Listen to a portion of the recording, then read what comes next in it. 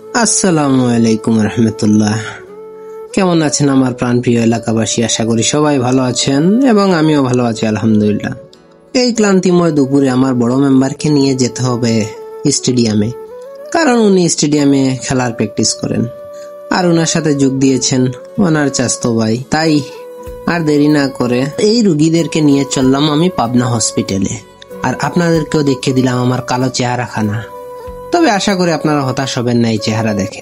যাত্রা শুরুতেই দেখলাম ব্যালাস্টিক মিসাইল সম্পন্ন ট্রাক আমার সামনে, তাই ভয়ে ভয়ে মিসাইল বহনকারী ট্রাককে পাশ কাটিয়ে চললাম।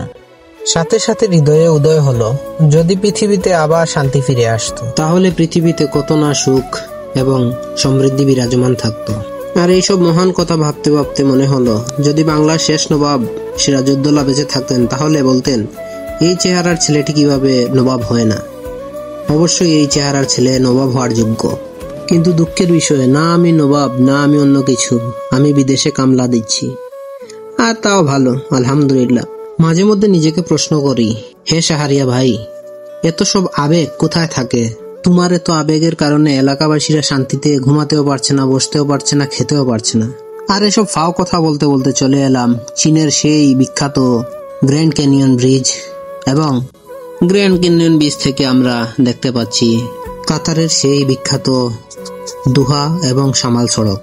বলতেই ভুলে যাচ্ছি যে এত কিছুর পর আমরা প্রায় কাছাকাছি চলে এসেছি বড় মেম্বারের ক্রিশ্চিয়ানো রোনালদো হওয়ার সেই ট্রেনিং সেন্টারে। রাস্তার মধ্যেও ভালো একটা জ্যাম, এবং আমি সব সময় আমার সব প্রাণপ্রিয় ড্রাইভার ভাইদেরকে সম্মান জানাই, কারণ এত পরিশ্রমের পরও নিরাপদে যখন যাত্রীকে বাড়িতে পৌঁছে দেয় ড্রাইভার ভাইয়েরা, তখন তাদের আসলেই স্যালুট দেওয়া প্রয়োজন। আর এটা হচ্ছে সেই স্টেডিয়াম যেখানে আমি বড় মেম্বারকে নিয়ে প্রতিনিয়ত যাই।